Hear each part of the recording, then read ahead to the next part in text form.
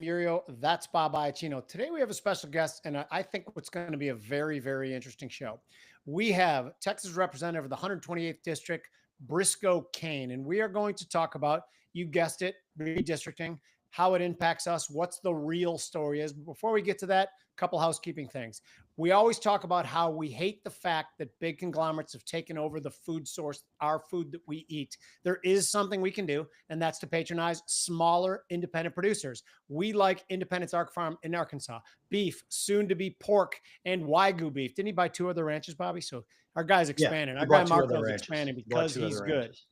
So we have Brisco Caine. And the thing that I think one of the things our viewers want to talk about more is name equity. Okay, I'm Jim. That's Bob. Why do you get to be Brisco Caine, who sounds like a gunfighter in an old Western movie? Is that something you feel guilty about or no? I don't feel too guilty about it. My only hope is that you just spell it correctly. I don't really care what people say. But it's a family name. I've got actually up here with me in Austin today. We have 5 sons. We're a homeschool family, and I've got Brisco the fourth with me. We call him Quattro, and just down here, it's kind of always, I don't know. It's been my name. I never got a nickname because I always kind of, I guess, had that one. Okay, and by the way, I'm going to go a little deeper than that because I was looking at your bio, and I believe your wife is named Burgundy Caine, correct? Yes. She has a cool name too. So now that's like a equity infraction on 2 different levels. My wife's just named Margaret.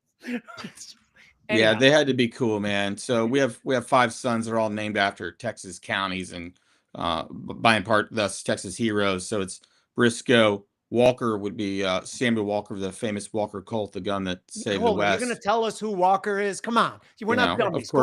Of course, Crockett being key. I think we have an Maverick, idea. which you may not realize, the adjective Maverick is actually named after the man Samuel Maverick from Texas. He was a bit of a maverick, and that's where the word comes from. And then Hockley, who was in charge of the twin sisters, the famous 2 cannons at San Jacinto. So it's all unique as well, I guess. That is fantastic. I love the Quattro thing because I had a friend, Jimmy, you may or may not know him. He's on the trading floor in Chicago, named Herschel Knippa III, and he was introduced to me as Trey. Yeah. I never knew him as anything other than Trey until one day we were talking about something. He goes, my name's Herschel. I'm like, no, I didn't know that. No. He goes, I'm Herschel. Makes sense. So I've met a Trip. Before. You met a Trip. A guy named Trip, and it took me a while to realize that was the word for 3 or Trey. And I was like, that's pretty clever. I've seen 4, cool. But Trip is a cool one. So Brisco is a family name. That would mean I would have to name a kid Iacino. Yeah. And Jim would have to name a kid Iurio, which none of those work at all. Strong. Yeah, they're strong. They portray an ethnicity that I think you can see in our faces. We're not Irish. Okay, but hold it. Can I interject with a quick question? You have noticed there's been like 5 to 7 different presidents with Irish surnames. Never an Italian surname in the presidency of the United States. We're discriminated against. This is an honest question. Do you believe that there is a shred of discrimination against Italian Americans, like they're all gangsters and criminals? Bobby, let him answer. This is a fascinating question. Okay, so some might call Texans Southerners. We're Westerners, or we're just Texans. I don't really know what that is. Nothing. We don't have like an identifiable Italian population down here, but we're told, or we're meant to believe, that it's the Irish that we're so heavily discriminated against in the North. And you guys are maybe making a really good argument here. There's actually something else going on. Yeah. Yeah, we're not making a real one, just so you know. No, I am making a real one.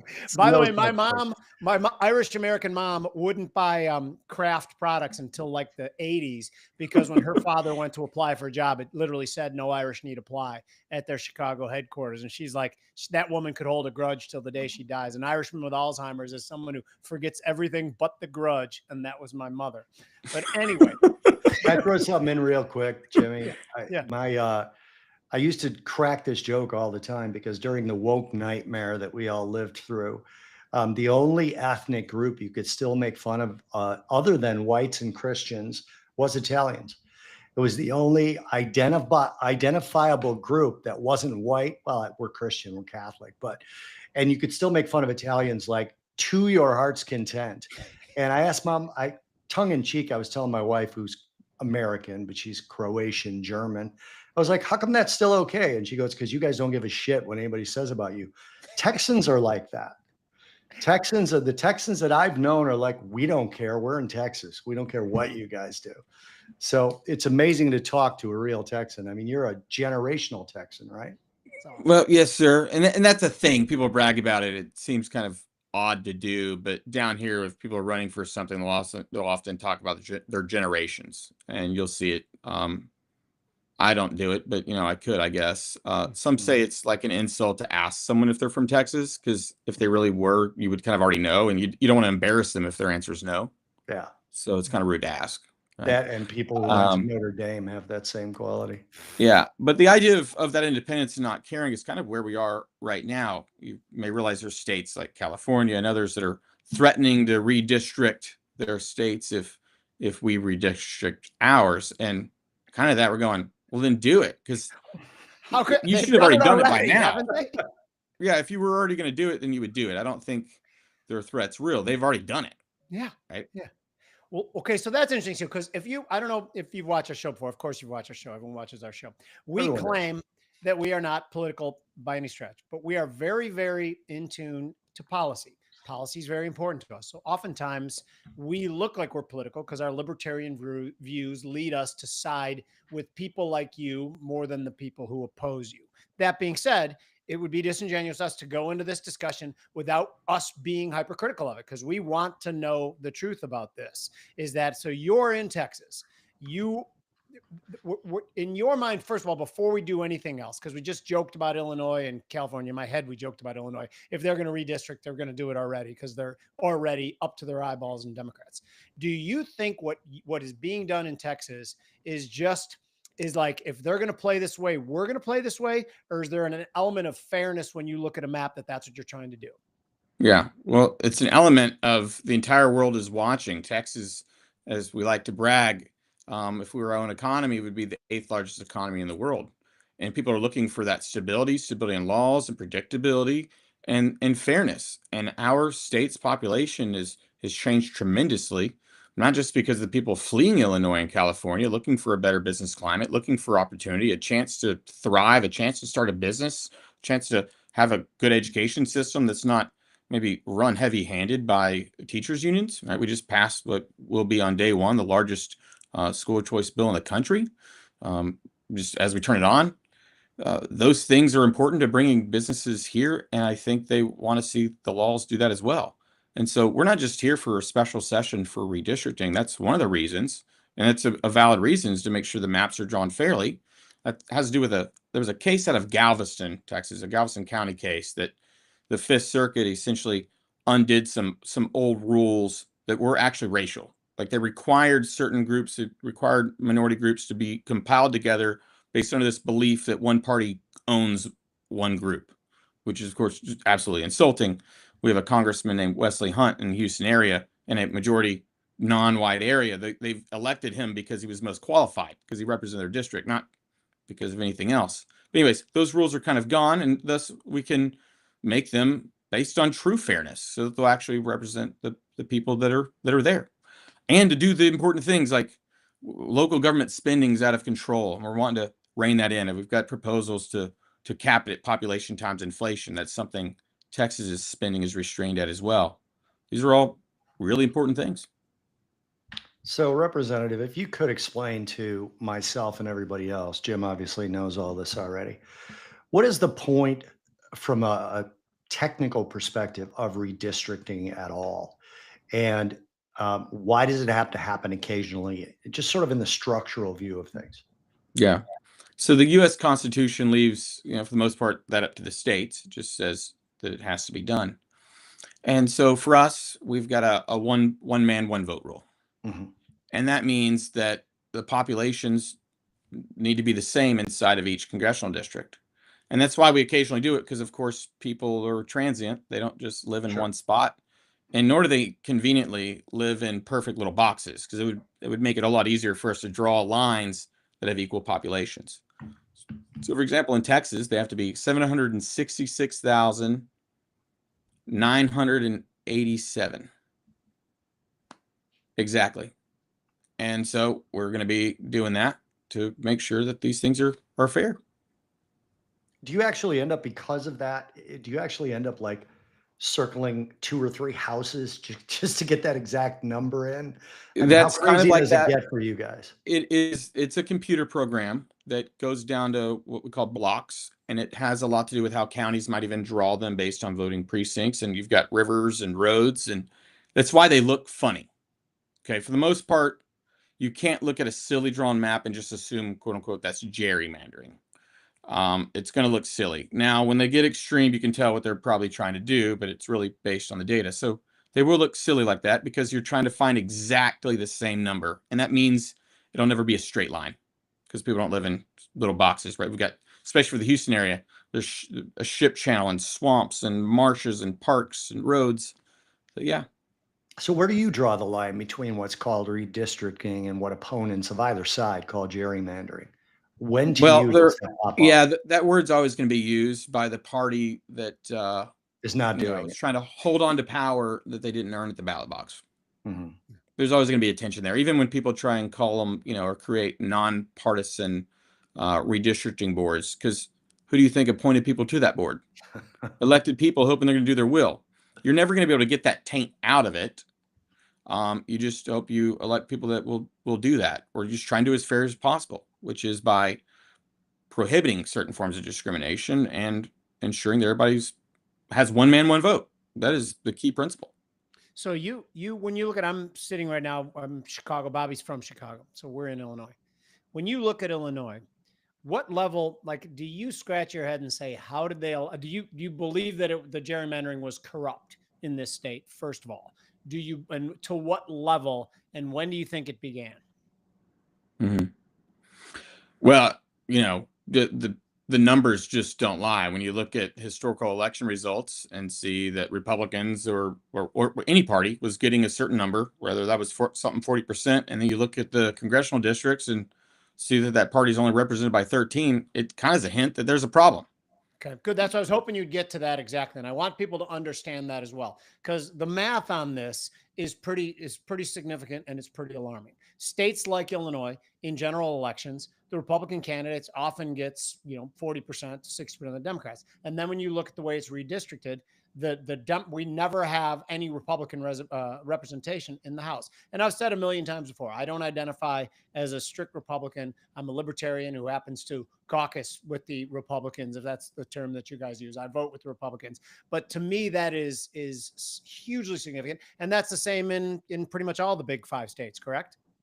It is. Yeah. It's very disproportionate. And we're not saying it needs to be proportionate, because it can't be, because it's really only supposed to be done ever so often. But doing it mid-decade, they act like that's never happened. The last time the Democrats broke quorum for redistricting in Texas was in 2004, when we were redistricting then. Note that it wasn't in 2001 or something exactly after a census. Right. That's interesting. So tell me this. So many of your Democratic colleagues, they took off, right? They didn't want to vote on it. They didn't want, and you have to tell us, because I sometimes get confused on what the rules is and what advantage that was to them. Is it something to do with not then having a quorum, so it couldn't be voted on? Can you walk us through what happened? Yeah, I can. So Texas is one of 4 states that have a 2/3 quorum requirement. So for us, we have 150 House members, and that means we need 100 members to do the business of the people. Oregon's got it, Tennessee, another state. Some other states have since gotten rid of it, and that's because it's in fact, in Federalist Papers number 58, which is, are we still good? We are, yes. We had a Wi-Fi issue, guys. Sorry. In Federalist Yeah. 58, James Madison cautioned against it, recognizing that anything more than majority could essentially lead to folly by the minority. But that being so, doesn't mean it's a legitimate parliamentary maneuver. It's dilatory by its nature. In fact, to say that it's legitimate wouldn't make sense in light of the Constitution provision, even in the federal, that allows less than a majority, or less than a quorum rather, to compel the attendance and punish absent members, right? So if it was legitimate, it would run against the idea of something that's requiring transparency. It's requiring people to be there. And so our argument's that it's not a legitimate maneuver. And that's why you're seeing some lawsuits in Texas by the Attorney General. And myself and some others have written amicus briefing that says some of these people have vacated their seats. They've essentially abandoned their district by kind of saying they're not going to return, meaning they have no present intent to return. They'll return if something happens. And they've left the state. So what do you think the resolve is here? Is this just theatrical posturing, which I know, that's to suggest that any of you politicians would do theatrical posturing is, how dare I? Let's just say, is it? However, is that what you think it is? And eventually they have to come home and eventually they have to be present and vote on this? Yeah.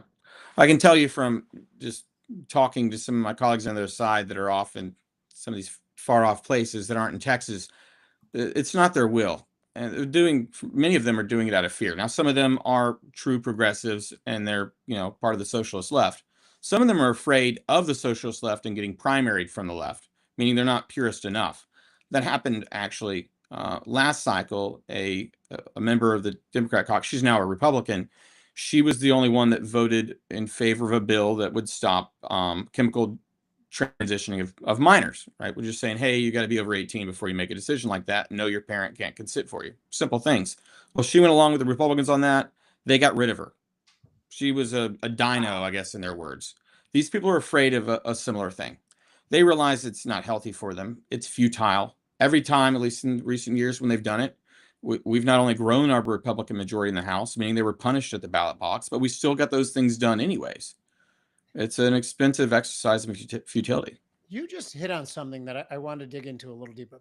You talked about the chemical castration, the whatever, what do they call it when they pretend it's something that's healthy, like medical intervention? Gender affirming care. Oh, Yeah, yeah. gender affirming care. That's the word.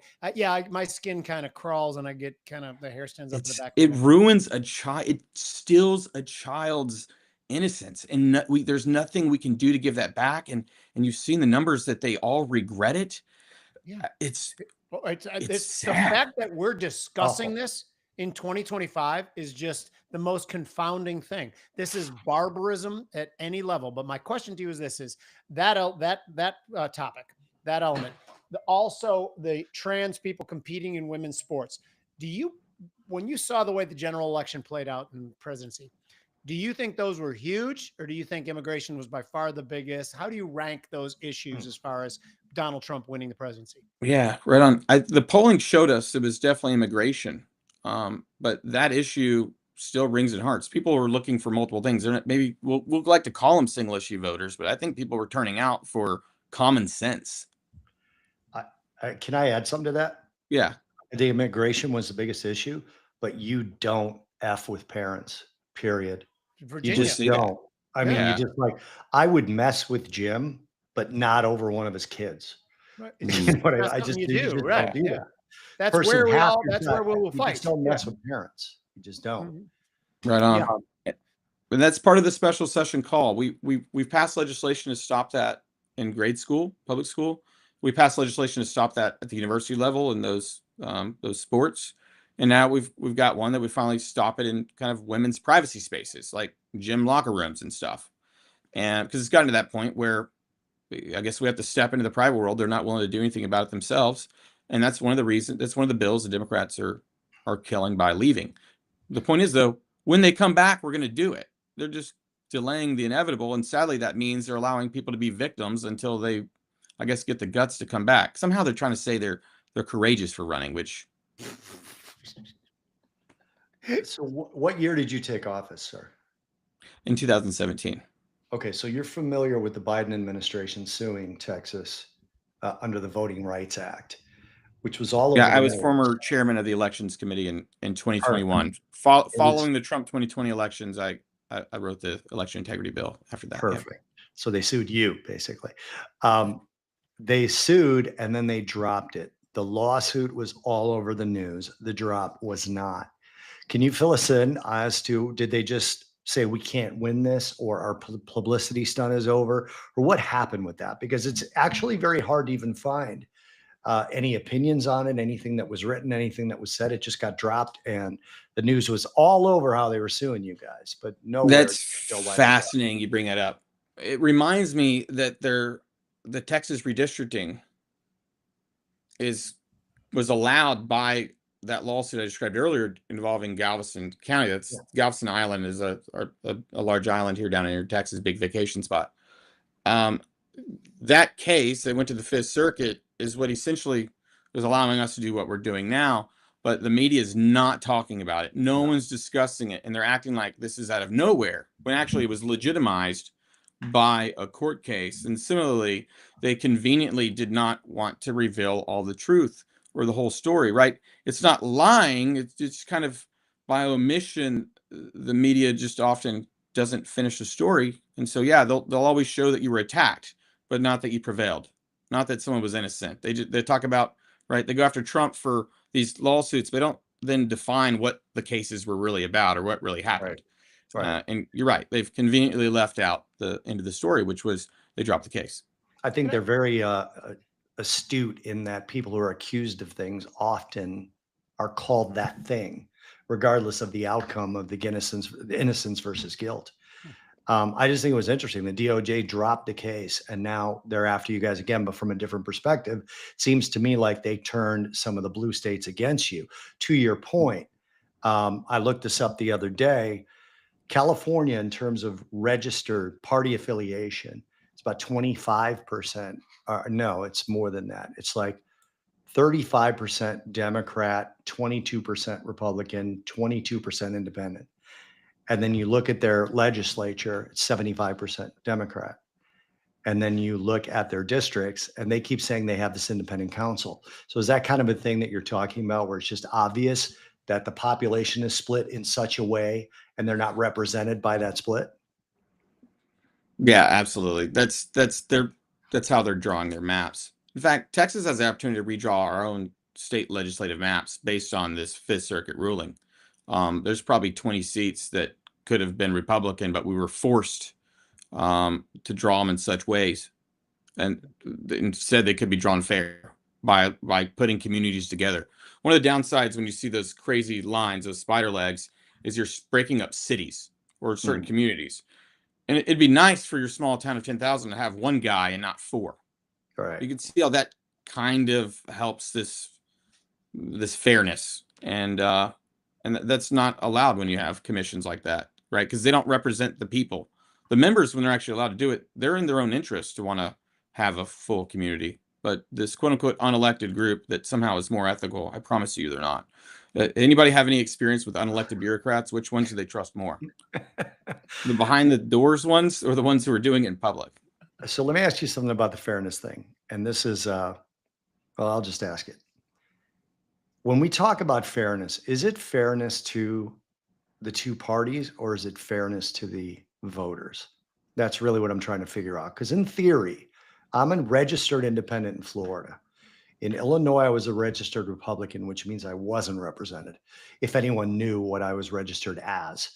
When I came down to Florida, one of the reasons that I liked it so much was that it was a purple state, and I could kind of go either way on this.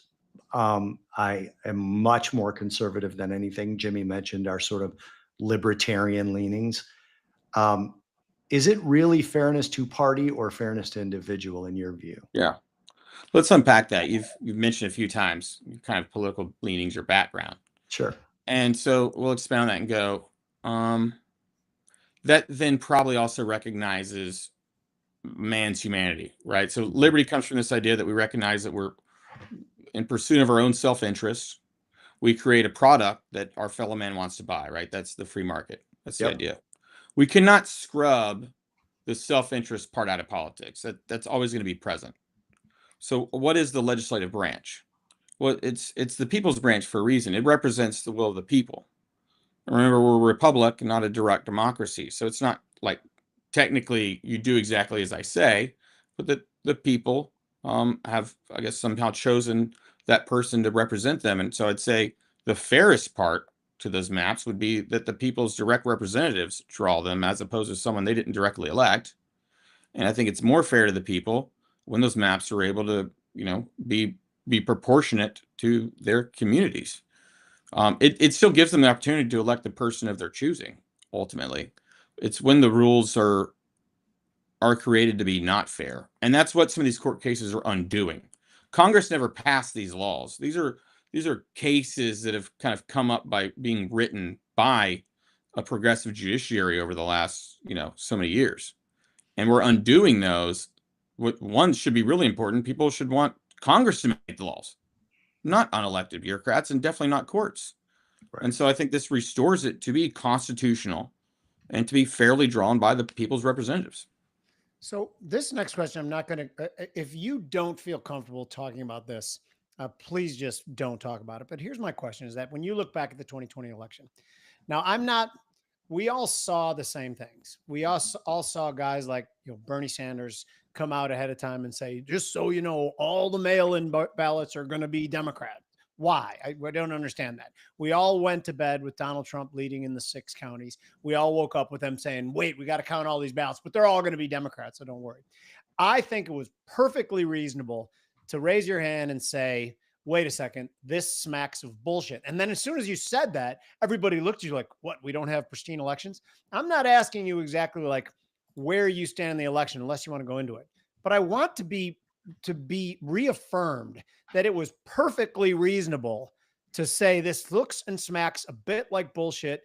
I want every stone unturned. Where are you on that? Yeah, it's odd to be criticized for not trusting your government. It should be a really natural thing. I often begin with this. Does anyone doubt that the U.S. government assassinated a sitting U.S. president named JFK? I do not doubt that. There's one no bit. If they'll kill a president, what will they do, right? And so that one's really easy. No one should be criticized for just questioning things. And it doesn't mean you're buying into some of the theories, because some of the theories were crazy. But I was there in Pennsylvania with the Republican Lawyers Association. Several of us volunteers actually came up with eventually became the Mike Kelly lawsuit. It was passed on to bigger and better attorneys, but that was about the mail-in ballot issue that was not authorized by the legislature. These unconstitutional and non-legislative acts, unelected people making up laws, and Americans should be really bothered by that, whether or not their team won, because you were insulted. The law through constitutions, whether it's your state or federal, it is on your sovereignty, the people who through it, we conceptually call it delegating their lawmaking power to that legislative branch. And if laws are made any other way, it is an affront to your sovereignty, it is an affront to the Constitution. You should be upset about it. Yeah. And that was one of the greatest problems, is that people were just making up the rules as they went. And that is a danger to fairness, obviously. Right. And so I keep trying to explain to people is that there's a concept within the legal system called chain of custody. With mail-in ballots, it is automatically a less secure way of voting because your ballot is in a third party's hand for a certain time. It would be thrown out as a piece of evidence in the law. So it is factually, not debatably, the least secure election in the history of our elections because of the preponderance of mail-in ballots. That's perfectly reasonable, correct? Reasonable. Good. So let's get to, can you believe this authoritarian president of ours is trying to address crime in these urban areas, going over the head of these mayors who are doing such a great job in policing their neighborhood? I live in the city of Chicago, and you can walk down the street carrying $1,000 bills in any neighborhood. Is there such thing as $1,000 bill anymore? If there was, and nobody. But what do you think of this decision to be so totalitarian, authoritarian?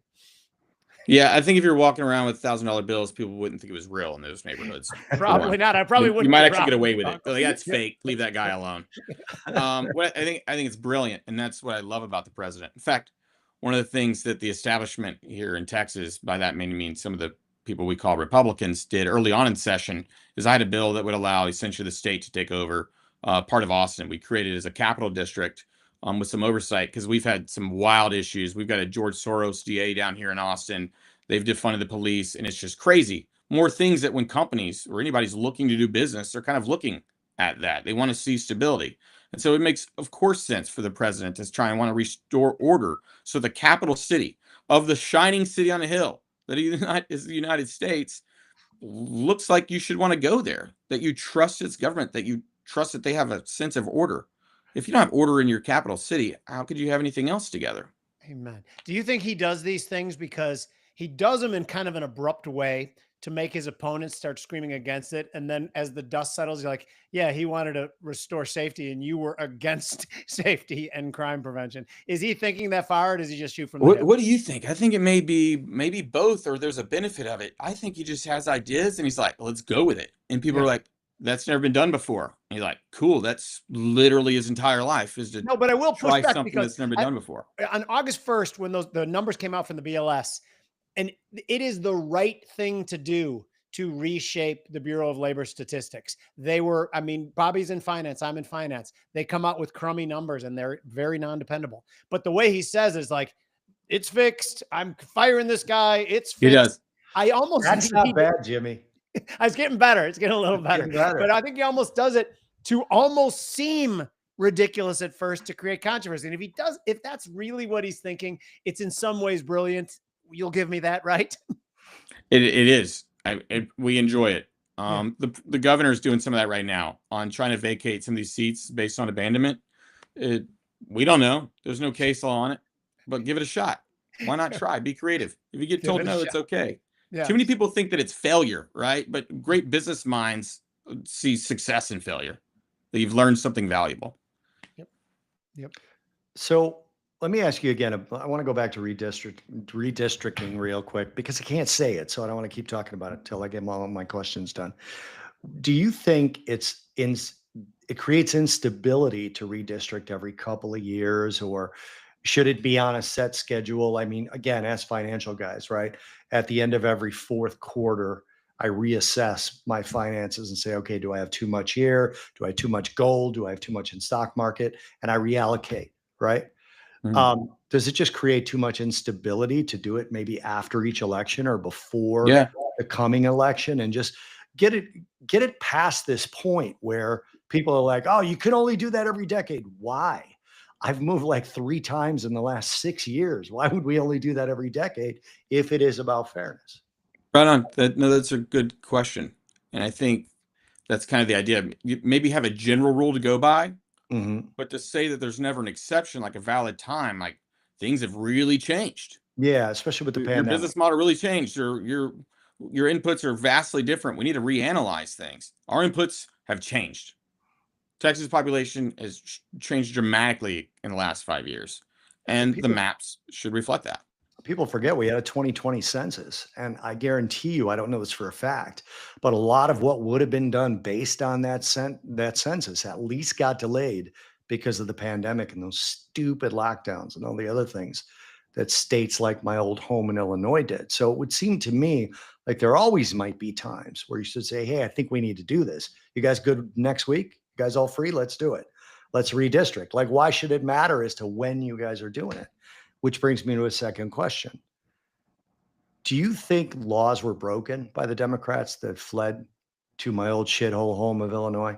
Or That's no a song, offense, right? My old shithole yeah, home. But no anyway, go on. offense, Jimmy. Yeah. Do A you think grand they broke jury any should laws, certainly. or do you think laws should be passed that say, hey, if you leave, you've broken a law?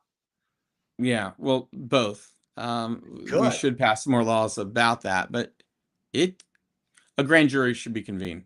Okay. If you read 36.02, section 36.02 of the Texas Penal Code, it certainly looks like some bribery may have occurred.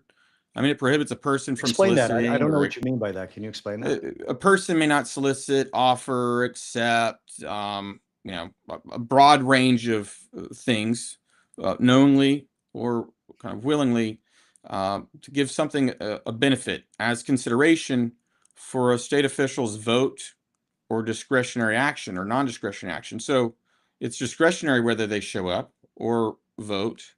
And some people have told them, hey, we'll pay for a plane for you to not be there, or we'll give you these other things for you not to be there, or we'll support you in your election for it sounds like someone's have been offered something of consideration, some benefit in exchange for some official decision. And so that could have happened. That's why the Attorney General is looking into better works operations. So here, I have a question about the city of Austin and about the outflow of people from California into Texas, because I have to assume that I know several absolute hypocrites who have left Illinois for Florida and bring their politics with them. They were Democrats here, and they leave here presumably because of high taxes, because of ridiculous, regulations to try to run their business. So they go down to Florida and do it. I'm obviously not talking about you, Bobby. You stayed consistent. No, I know some of those down here, Jimmy. There's some of those down here come down. But anyway, so Texas has this weird, like, Democrat, like, support system known as the city of Austin. Are you worried? Are people who are staunch Republicans in any sort of panic that the crazy leftists will come from California, they'll go to where they feel at home, which is Austin, which isn't even really Texas, and then all of a sudden the numbers will start flipping the other way? Is that a concern? Before you answer that, Mr. Caine, I thought Jimmy was going to say, do you guys have plans to invade and or burn down Austin? And occupy Austin? That's where you were going. Yes, there's a lot of jokes about that. Sometimes people say things, you can just drive 10 minutes in any direction and be back in Texas, making jokes about just being stuck in Austin. So that is a thing. It's a valid concern about people coming here from those places they've left and bringing their ideas with them.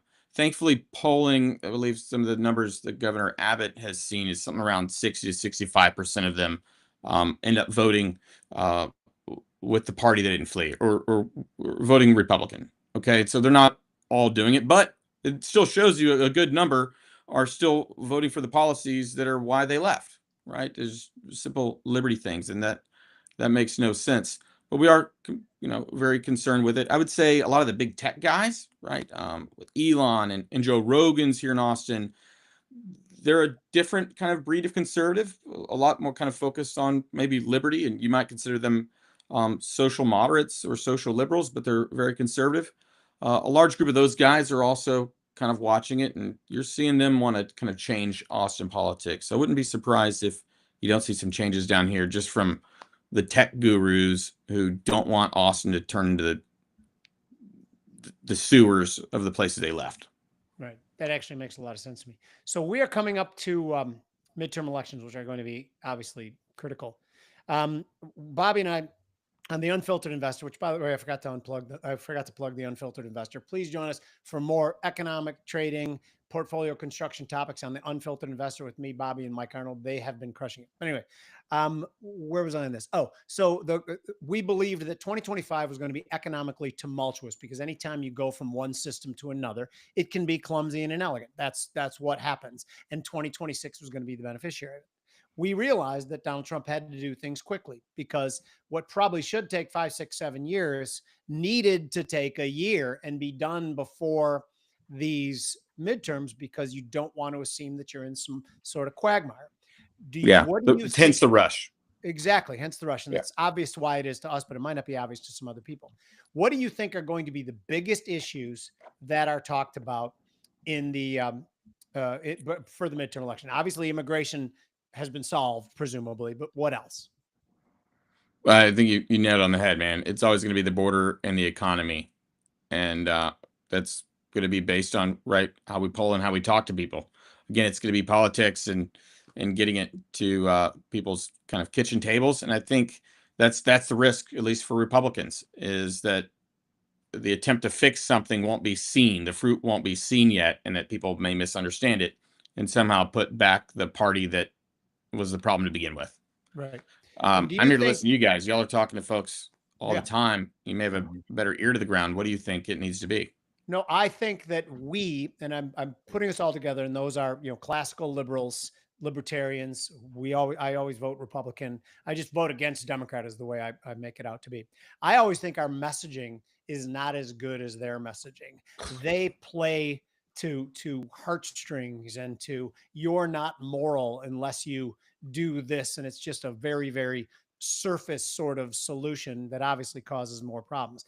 Like even what's going on in New York, which I think to call it a shit show is like to give it 2 different promotions. It's so far below that. Like even Mandami and Como, rent control always works. It always makes rents go higher. Anytime it is an economic law. It always leads to a shortage. It always leads to a shortage. And guess what causes inflation? Demand plus supply. A shortage is supply. And I'm not talking to you guys. I know you know this shit. But it always it's completely undefeated. And you cannot find an economist, even the most leftist economists, who wouldn't in a moment of clarity say, oh yeah, no, you choke up supply and that makes rents go higher.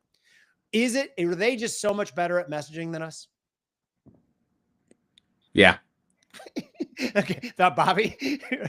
Yeah, Now, I'm so- curious. We have lives. That's our greatest fault is our weakness is maybe our greatest strength, which is you have jobs and businesses and families and all that stuff. And we just need to get really serious about it and get out of our comfort zone. As conservatives, we don't like to brag about things we've done, but the left always brags about it. And it feels disrespectful or unethical for many conservatives to do it.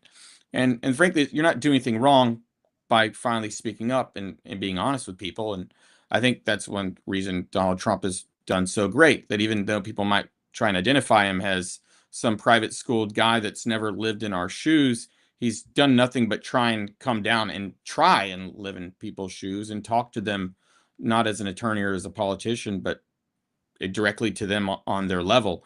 And so there is a trend in that right direction. I think the party is going to be there. There's still going to be some of the old guys that need to go home. Mitch McConnell, that class are Clearly decent folks, but they realize they're out of touch. But I think there's a new movement of people coming up in the party that totally get that. This is, I want to comment on this from you. So I was talking to some Democrat friends of mine, and believe me, I have fleetingly very few Democrat friends because they don't seem to want to debate anymore. And they were trying to make up the point that, like, it's of course Donald Trump's racist, which I think is the most preposterous thing I've ever heard. Okay, let's then play alternate universe. And I said to them, let's say Donald Trump is racist, and somehow though by cutting back welfare, by cutting business regulation and cutting businesses, somehow the Black community benefits more than everyone else through those policies that weren't designed to help them. They were designed to help businesses, which presumably are all owned by white people. But the Black people have tremendous amount of opportunities. If I was Black, I wouldn't give a crap what he thought of me if he was creating opportunities for me. And I know this is fantasy land because the notion that Donald Trump is racist is absurd. Obviously, my favorite book, one of my favorite books ever, is the autobiography of Malcolm X, where he talks about the difference between Republicans and Democrats. And he's always like, Republicans, you get what you get. They don't care about your color. They care about money. Democrats pretend to care about Black people and end up screwing Black people. I'm sorry. I'm going to wrap that up and let you talk right now. No, yeah, I mean, mine's way shorter. Liberty is the tide that raises all boats. Yeah. It's not a respecter of any of those things. It rewards the person who works hard. It can be a cruel mistress that is blind to that, is literally only looking for the person that creates value that their fellow man wants. It's seems really so simple to people like us, but it's not simple to them apparently. Yeah. Yeah, I think the problem is I don't know if it's so much messaging. Well, I think this would qualify under messaging. What's always bothered me about the Republican Party is they basically, you say to your average Republican, what's your solution? It's like, get a job, get two. I don't know what you're asking me. Like, we don't have a lot to say. We're literally just sitting there going, well, look how this guy did it. Do that. I got to go because I got to go to work. Like, that's kind of the attitude. And where I had one of my friends, Jimmy, you just talked about people who moved down as Democrats. I have a friend that moved down here before I did to Florida. And we were sitting down the other day and we're trying to stay friends. I mean, I love the guy. I've known him 30 years, but he despises Donald Trump. And I've said to him, look, no one's telling you to sit down and have a beer with the guy. Okay. He's a New Yorker. He's from Queens. In the finance world, I've dealt with a ton of them. He sounds like every single one I've ever known. They all talk like that. They all brag like boisterous. That. What you call lies out of Donald Trump are not lies. They're just New York talk. It's what it's the greatest I've ever seen. No one's ever seen it better than me. Yeah, it's just, they all talk like that. Yeah, so I've tried to explain this to him and he goes, look, you're going to get upset with me. But the bottom line is Republicans care about money and business and Democrats care about people. And I was about to blurt out the kids and the transitions. And I was about to blurt out, I don't even want to talk about abortion. I was about to blurt out all the examples of how Democrats, maybe they did once care about people. They don't anymore. They don't. And if you really care about people, you want kids to be working at McDonald's for minimum wage or less, and you want no rent controls. The worst rent in the country is San Francisco and New York, and they both have rent controls. And when you remove the profit motivation from grocery stores, which will happen if New York owns its own grocery stores, you will see empty shelves. You will see managers who don't care because there's no profit incentive. And for some reason, that doesn't communicate to people as well as we're going to give you your food for free. It just doesn't communicate. So I agree with both of you that it is the messaging, but it's because the messaging doesn't translate. It's like speaking, German to a bunch of people whose natural language is Spanish. It just Bobby, doesn't my translate. question's for you. Are you implying that so many people in this country, I know you can't comment on this because you got to get votes and we don't. I will comment. You're saying You're good. a lot of people are ignorant and stupid and just don't understand the They're- second derivative? They're intellectually lazy in a lot of cases. Oh, that was a great answer. He could be a representative. Yeah, Right? you could. That just means we need to close the loop. I think, Bobby, you're right that they're not making the logical connection between the two. And you kind of preached to me, I need to do better at that. I need to do better at going, the reason, like I said, it really technical. We're the audience. Liberty is the tide that raises all, but that doesn't make any sense to these people. You have to explain that you're, by lifting these burdens or cutting this tape, getting rid of the ladder that's been pulled up, it allows you to pursue the American dream and to make a life for yourself or to start a business. But the reason right now that you can't is because some ladder's been pulled up, and why market entry matters. That even still sounds almost too technical, right? But we have to start doing that so that people understand why policy is affecting their lives, and even moreover, why giving them money may be an immoral thing. That taxation, right? Why it's theft and what it looks like and how it's wrong to do. The only moral way to give somebody money is if it's your neighbors helping somebody out who's been trying and something bad happened. Yeah. I mean, That's my decision to write a check. It used to be religion and community that took care of people who, for some reason, whatever reason, they fell on misfortune and they just weren't able to get where they needed to be. And family and church and community would then help them, as opposed to government. And that's where, I'm going to to ask me, one it more all went question, wrong. but then I got to wrap up because I have that CME thing, Bobby. But Yeah, Bobby hit go. on something before about kids working at McDonald's. Like, this is something that I'll lay it out for you and then I want you to comment on it. Like, it is obvious to everyone that kids shouldn't be working in sweatshops. Kids shouldn't be making Nike shoes at 8 years old, trying to sew things. But it is completely obvious to me that kids should be working. I started working at 8 years old in a family paper out in a family business. I never made any money. That just went to buy groceries for the family, 11 people living in one home. That was such a tremendous accomplishment in my mind, to think that I was working towards providing food for the family at 8 or 9 years old. And it's not an exaggeration at all. So everyone thinks, I think child labor laws should be repealed. Maybe there should be some regs on them. I don't want them working 50 hours a week, but working 15 hours a week at the family business, learning the family business, that to me seems perfectly reasonable. But they have the messaging saying, oh, you're for child labor. How do we do that? How do we fix it? We have some pretty favorable laws for that, at least for working for the family business here in Texas. And I'll, of course, attest to it that the years I spent changing oil were some of the best years of my life. Exactly. And learning from that. It's a wonderful thing. And delivering pizza. I love that one as well. But my children all do it. As being a homeschool family of 5, you expect that everybody has a job around the house. As far as why it's so helpful to our character and our morals, this is about to open up another one, which is, it's being discussed, is the more that AI takes away from us, what's going to happen with our life style and expectancy, right? These machines, these bodies we live in, kind of need some movement and motion and some purpose. And that's being discussed. What is that going to do if people are no longer engaged in those things? Is there going to be some great, I don't know, era of depression? We don't know. What does a fulfilling life look like when we're not using the bodies we were given? Right. And so we're curious how that's going to change if people are going to be doing jobs. Bobby, you got the last word. Yeah. My last question is this. When leaving Chicago, we were deciding between Texas and Florida, and we chose Florida. Did I make a mistake? Remember, you're a state representative at this point. Down the Yeah, road, no, you may have totally. to answer But this you question. have a Yeah. future. No, like I'm thinking about it. Like, yeah, I think you did. Florida Fair. makes headlines, Mhm. and that's cool. Y'all citrus crop, that's done. Y'all probably not able to have that much anymore. Texas is picking up the slack there down in the valley right now. We have all the growth possibilities. The largest manufacturing center in the world is in Houston. If we were needing to fight, I think we win. Certainly. You're speaking our language now, Brisco. Yeah. I Y'all don't gotta want agree anything with on you on this. that one. Yeah. So yeah, you may be fine for now, but look, if something happened, the zombie apocalypse was to happen, get out of Florida and come to Texas. Well, That's the most we'll take a perfect boat right across the Gulf of America and we'll be there. Right. I have to cut it there. I hope that's okay. I have that thing with CME. I had to fit this in, but this has been an excellent talk. How do people find you and support you?